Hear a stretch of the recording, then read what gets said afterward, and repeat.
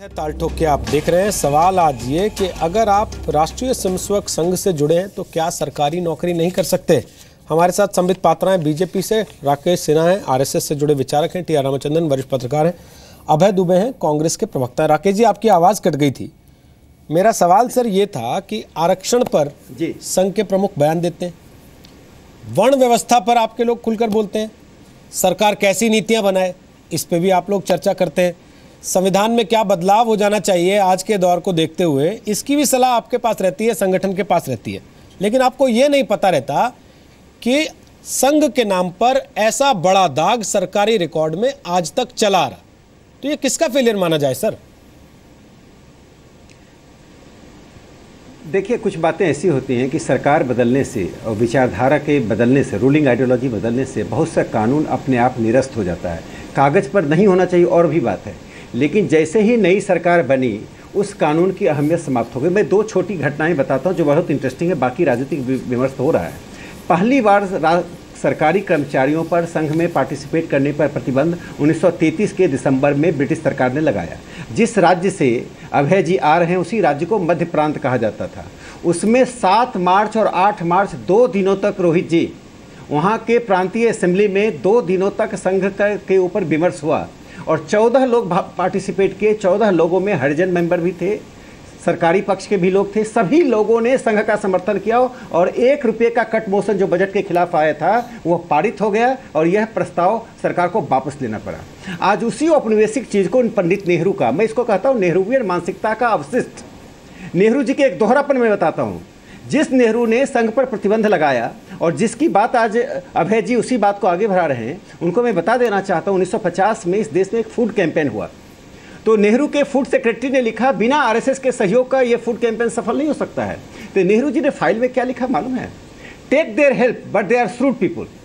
बताइए, एक प्रधानमंत्री का यह दोहरा चरित्र। 1963 में संघ को रिपब्लिक डे परेड में बुला रहे हैं और फिर सरकारी कर्मचारियों को रोक रहे हैं। एक और उसमें मैं जोड़ना चाहता हूँ, मैं अपने अनुभव से, हालांकि व्यक्तिगत चीज़ों को नहीं बोलना चाहिए टीवी चैनल पर, मैं 2 बार आईएएस के एग्जामिनेशन में रिटर्न में सफल हुआ और इंटरव्यू में गया। दोनों साक्षात्कार में, एक में मैं नाम बता रहा हूँ जगदीश राजन का बोर्ड था, दूसरे में कल्याण कृष्णन का बोर्ड था। कल्याण कृष्णन होम सेक्रेटरी रह चुके थे।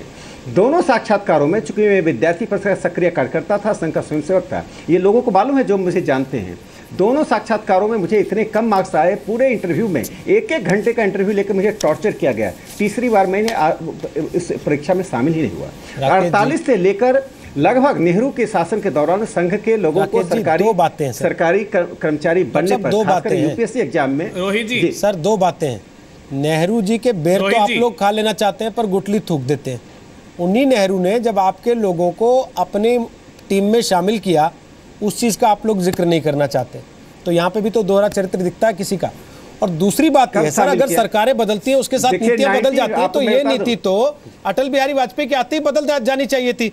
ये आज तक वेबसाइट पे चमक रही है सर डीओपीटी की, और आप इस पे बताते भी नहीं कि आप लोगों ने खास तौर पे जो संघ के विचारक हैं, संघ की विचारधारा के प्रचारक हैं, उन लोगों ने कभी इसका विरोध नहीं किया, कोई आंदोलन नहीं खड़ा किया इसके खिलाफ।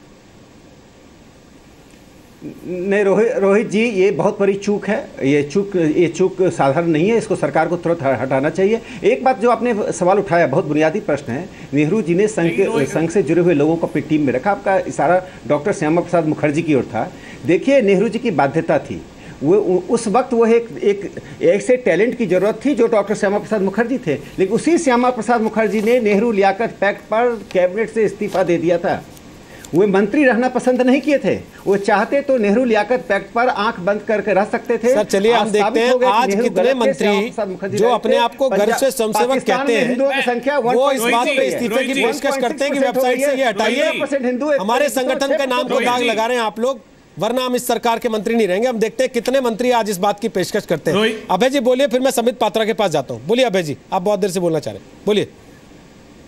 मैं ये रोहित जी, ये संवैधानिक प्रश्न पर तो हमने बात की, मगर नैतिक प्रश्न पर भी हमको चर्चा करनी चाहिए कि क्या नैतिकता है राष्ट्रीय स्वयंसेवक संघ की कि उसको इंक्लूड किया जाए, क्योंकि जो इनका बुनियादी दस्तावेज है जिसको बंच ऑफ थॉट, विचार नवनीत कहते हैं, वो क्या कहता है, 3 चीजें मैं सिर्फ उल्लेखित करना चाहता हूं। उसके बाद मेरे पास 5000 पत्रों का संकलन है वल्लभ भाई पटेल का, उसमें से 4 लाइन सुनाऊंगा सिर्फ मैं। वो कहते हैं संक्रमण काल के समय अगर विभिन्न जंतु एक छत के नीचे खड़े हो जाएं तो वो एक परिवार का हिस्सा नहीं हो सकते। वो कहते हैं सिखों और जैनों लिंगायत के हिंदुओं से पृथक होने पर मैं अभय जी से एक सवाल जोड़ देना चाहता हूं। होने को घातक बताया। अरे कहां से आप कोट कर रहे हैं? Out of quote. वो कहते हैं, मुझे ये बताइए, लिखा हुआ है मुझे ये आपका बंच ऑफ थॉट कहां लिखा हुआ है?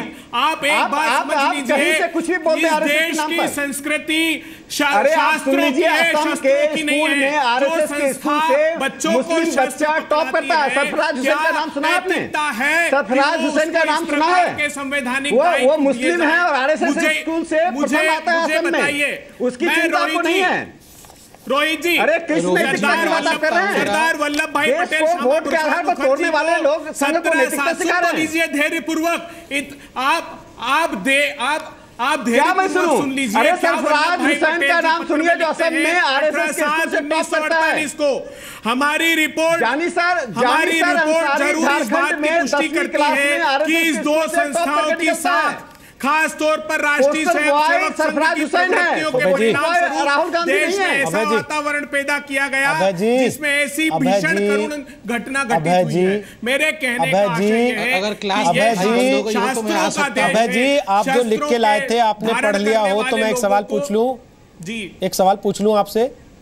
मेरा सवाल यह है जी, श्यामा प्रसाद मुखर्जी को किस मजबूरी में उन्होंने मंत्रिमंडल में लिया था? वो भी तो संघी थे। और दूसरा, क्यों संघ के स्वयंसेवकों को परेड में शामिल करवाया था राजपथ पे फिर जवाहरलाल नेहरू ने? उस पर कोई सफाई है आपके पास? और तीसरी बड़ी बात, बीके हरिप्रसाद आपके नेता ये कहते हैं कि संघियों को सरकारी नौकरी में लाओगे तो देश बनाना रिपब्लिक हो जाएगा। तो बनाना रिपब्लिक के लोग चला रहे हैं इस देश की सरकार आज। देखिए रोहित जी, बहुत प्रासंगिक प्रश्न आपने किया। यह प्रश्न पंडित जवाहरलाल नेहरू और वल्लभ भाई पटेल के सम्मुख भी खड़ा हुआ। तब उन्होंने कहा कि बार बार मैं पत्र का जो अगला हिस्सा है उसमें यही है कि बार बार अवसर दिया गया कि आप अपने आचरण को ठीक करें, मगर समूचे राष्ट्र में फिर से वैमनस्य फैलाने का काम। तो ऐसा नहीं कि पूरे समय तक प्रतिबंधित करें या प्रतिबंधित हटा लेने से आचरण ठीक नहीं हो जाए। आशय कहने का यह है, सवाल मेरा कुछ और था, मेरा कुछ और था, आप बताने लगे कुछ और। अभय जी, मेरा सवाल ये था क्यों ले गए पथ संचलन में वहां पे उनको, क्यों राजपथ पे ले गए? उस पे आप जवाब नहीं दे रहे। आप बता रहे प्रतिबंध क्यों हटा लिया। प्लीज संबित पात्रा बोलिए। आजाद, देखिए सर, संबित पात्रा बोलिए। नहीं देखिए अभय जी, मैंने आपको सुना, अब हमें भी सुन लीजिए। भाव पहले तो आपने सभी लोगों को सामूहिकता के साथ सुन लीजिए। पात्रा जी चिट्ठी पढ़ के ना सुनाइएगा जो लिख के लाए, केवल ये बता दीजिएगा कि क्या आपके बस में है डीओपीटी की वेबसाइट से ये हटा दे सरकार? आप बिल्कुल हटेगा। मैं आज आपके न्यूज चैनल पे बोल रहा हूं, हटेगा हटेगा हटेगा। अब सुन लीजिए मेरे जवाब को भी। पहली बात है कि आपने कहा कि सरदार पटेल ने कोई चिट्ठी लिखी। सरदार पटेल ने जिस दिन बैन हटाया उस दिन क्या चिट्ठी लिखा, एक लाइन सुन लीजिए। I quote, Only the people near me know as to how happy I was when the ban on Sangh was lifted. I wish you all the best. Sardar Vallabh भाई पटेल। अब court of India, high court Mysore क्या कहती है सुनिए। जब ये case हुआ था कि एक रंगनाथाचार्य अग्निहोत्री जो कि मुंसिफ थे कर्नाटक में, उनको हटा दिया गया क्योंकि वो आरएसएस की शाखा अटेंड करते थे। कोर्ट में वो गए, कर्नाटक हाई कोर्ट ने क्या कहा? I quote, prima facie the RSS is a non political cultural organisation without any hatred और ill will towards non Hindus and that many eminent and respected persons in the country have not hesitated to preside over the functions or appreciate the work of its volunteers. In a country like ours which has accepted the democratic way of life, हम आपकी इन बातों पे आपत्ति नहीं कर रहे क्योंकि ये अदालतों ने कही है।